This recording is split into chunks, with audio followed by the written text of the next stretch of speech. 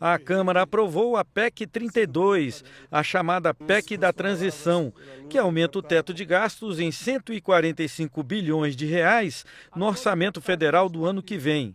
O espaço fiscal aberto pela proposta permitirá ao próximo governo dar aumento real no valor do salário mínimo e manter o pagamento do auxílio de R$ 600 por mês a famílias carentes, com uma parcela adicional de R$ 150 para cada criança de até 6 anos. Todos nós sabemos que não há nada mais sagrado, mais importante de um governo sério, de um governo comprometido, que é o governo cuidar da população.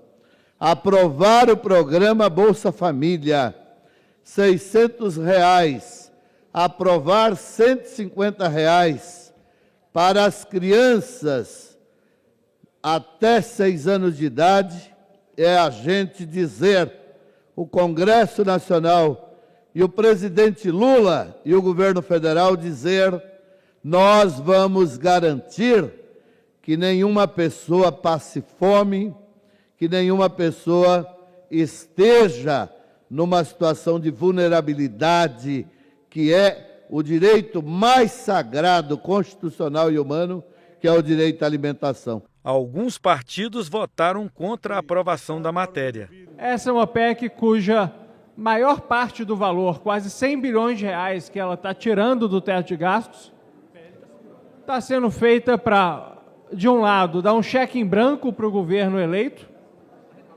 fazer praticamente o que ele quiser com boa parte desse valor, e, de outro lado, garantir orçamento de emendas para o Congresso Nacional. A PEC também prevê a exclusão do teto de gastos de despesas custeadas por recursos de doações para projetos socioambientais e para instituições federais de ensino, de projetos financiados com indenizações por desastres ambientais e de transferências de estados e municípios para a União destinadas à execução direta de obras e serviços de engenharia. A PEC prevê a substituição do teto de gastos por um novo regime fiscal, que deverá ser proposto pelo governo até agosto de 2023 por meio de um projeto de lei complementar. Existem 4 regras de âncora fiscal em todos os países. A primeira regra, primeira âncora, é a âncora do gasto, que é feito em alguns países, que eu vou já elencar. A outra regra é você acompanhar a evolução da dívida pública. A terceira regra é feito, deputado Enio Verra, não pela apresentação do orçamento equilibrado, mas pela execução do orçamento equilibrado, que é uma coisa muito difícil, né, de se alcançar.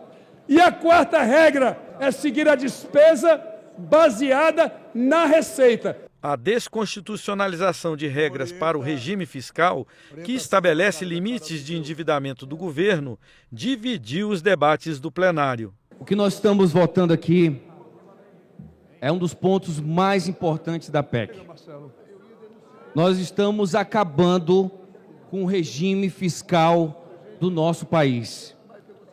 Nós estamos dando um cheque em branco ao governo do PT. E nós já vimos o que aconteceu no governo Dilma, o governo da pedalada, o governo da irresponsabilidade. É assim que eles agem.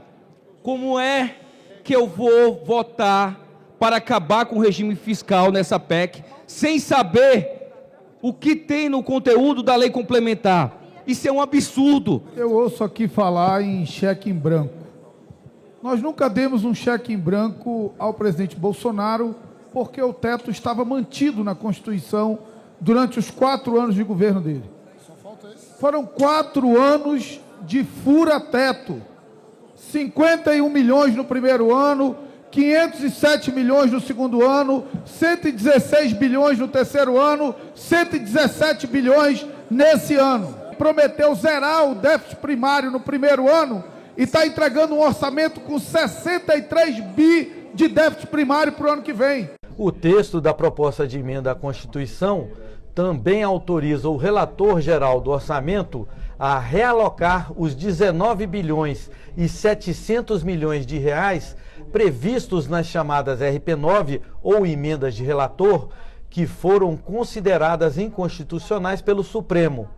Metade desse valor será redistribuída para emendas individuais de deputados e senadores e a outra metade destinada a ações voltadas à execução de políticas públicas do futuro governo. Ao final da votação, o presidente da Câmara elogiou o papel dos líderes na busca do acordo para a matéria e destacou a importância de sua aprovação para o governo que toma posse em 1º de janeiro. Uma discussão muito firme, com muita democracia, com muita conversa, como tem que ser na política, com muito equilíbrio e, sem sombra de dúvidas, com a perseguição da boa política. Na boa política, eu queria fazer aqui um agradecimento a todos os líderes que participaram do processo de confecção, votação e aprovação desta PEC. Eu entendo que todo governo eleito democraticamente ele tem que ter a oportunidade de demonstrar para a população e ter a possibilidade de entregar aquilo que prometeu em campanha.